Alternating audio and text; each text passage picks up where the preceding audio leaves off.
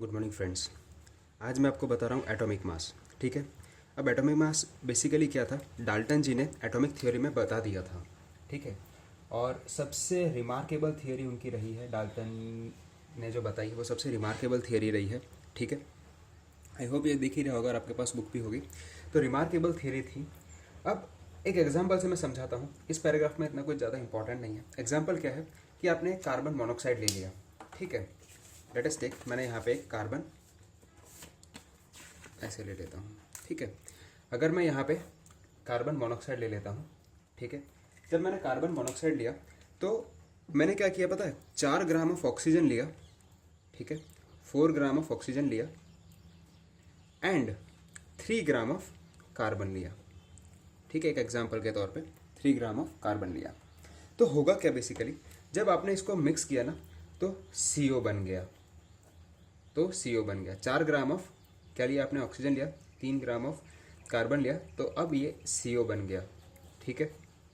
इस तरीके से तो हम क्या कह सकते हैं कि जैसे यहाँ पे कहा है 4/3 times the mass of oxygen. अगर मैं ऑक्सीजन से कंपेयर करूँ कि भाई इसका मास क्या है, इस पूरे का मास क्या है, ठीक है, ऐसे 7 ग्राम जैसे हम सिंपल लैंग्वेज में कहें तो, बट अगर थोड़ा टेक्निकल लैंग्वेज में कहूँ तो 4/3 टाइम्स द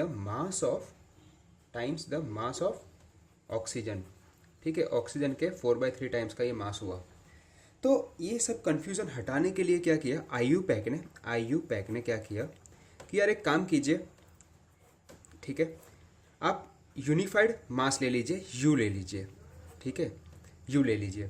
तो हुआ क्या कि equal to the mass of a carbon, और उसका जो मास है ना, जैसे यूनिट ले लीजिए एक टाइप की, तो उसका जो मास है ना, तो हम मास ऑफ द कार्बन के साथ कंपेयर करेंगे। तो एक क्वेश्चन अराइज होता है आपके दिमाग में कि यार कार्बन क्यों, बहुत सारे कंपोनेंट है, कार्बन ही क्यों। तो उसका रीज़न यहाँ पे दिया है कि रीज़न ये है कि अगर मैं ऑक्सीजन लेता ना तो होता क्या पता है, वो बहुत सारे लोगों के साथ रिएक्ट कर जाता। ठीक है। अगर मैंने ऑक्सीजन लिया होता, एक सेकेंड, अगर मैंने ऑक्सीजन लिया होता, O2 लिया होता, तो वो बहुत सारों के साथ रिएक्ट कर जाता, तो वो एज अ होल मुझे मास देता, particular as a whole mass देता, मुझे पर्टिकुलर कंपाउंड का मास मिलना डिफ़िकल्ट था। ठीक है। ये एक रीज़न था। तो किया क्या कि एक काम कीजिए, कार्बन 12 ले लीजिए। ठीक है। कार्बन 12 ले लीजिए, वो उसको हम कंसिडर करते हैं। और हम क्या करते हैं पता है, कार्बन 12 को एज अ 1 यूनिट कंसिडर कर देते हैं। 1 यूनिट, जैसे कि यहाँ पे दिया है कि अगर मैं 1 यूनिट कंसिडर करूँगा ना, तो मैं क्या कहूँगा कि कार्बन को अगर मैं 1 यूनिट कंसिडर करूँगा और उसके रिस्पेक्ट में अगर मैं बात करूँगा, तो मेरा ये पूरा का पूरा जो टर्म है, जो ऑक्सीजन है, वो कितने टाइम्स हो जाएगा, 1.33 टाइम्स हो जाएगा कि नहीं, है कि नहीं। 4/3 करोगे तो आपको 1.33 मिलेगा। ठीक है। तो हुआ क्या अल्टीमेटली, हियर, तो हुआ क्या अल्टीमेटली कि देखिए आपने क्या किया कि रिलेटिव की बात कर दी, यहाँ तक पता चल गया होगा। अब आते हैं मेन कॉन्सेप्ट पे। यह पता चला, सबसे पहली बात हमने क्या की कि एटॉमिक मास किसने दिया, तो भाई डाल्टन ने दिया। ठीक है। फिर हमने लिया CO का एग्जाम्पल। CO में ऑक्सीजन की कुछ मात्रा है, कार्बन की कुछ मात्रा है, तो हमें यूनिट के टर्म्स में बताना है। तो आईयूपैक ने क्या किया, यूनिट के बारे में बात की। उसके बाद आईयूपैक ने यूनिट के बारे में बात की। ठीक है। चलो लिख ही देता हूँ, आईयूपैक ने यूनिट के बारे में बात की। अब क्वेश्चन अराइज हुआ कि हम कार्बन को लें, किसको लें, तो बात हुई कि भाई कार्बन को लीजिए क्योंकि ऑक्सीजन बहुत सारे लोगों के साथ रिएक्ट कर जाएगा। ठीक है। चलिए आगे बात करते हैं कि आइसोटोप कार्बन का, जो आइसोटोप है कार्बन 12 का आइसोटोप की हमने बात किया। अब दूसरी बात करते हैं। देखिए अब एटॉमिक मास को अगर डिफाइन करना है, डिफाइन एटॉमिक मास अगर किसी ने ऐसा कर दिया, कह दिया, तो क्या करोगे, एटॉमिक मास, ठीक है, is a mass unit, atomic mass is a mass unit equal to exactly 1/12।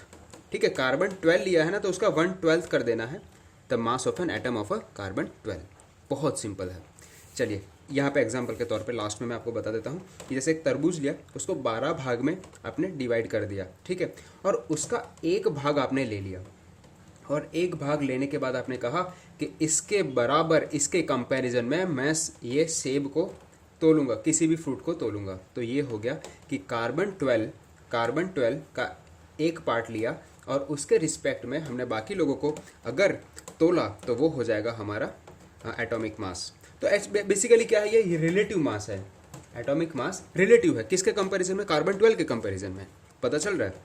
तो define as a average mass of a atom as compare to this. यहाँ पे लास्ट में लिखा है कि average mass of an atom as compare to 1/12 of the mass of the carbon. तो relative mass यहाँ पे उसकी आपको दूसरी डेफिनेशन मिल गई। तो इसी के साथ मैं अपना वीडियो समाप्त करता हूँ। आशा करता हूँ मेरा ये अप्रोच आपको पसंद आया होगा। Thank you very much. जय हिंद, वंदे मातरम।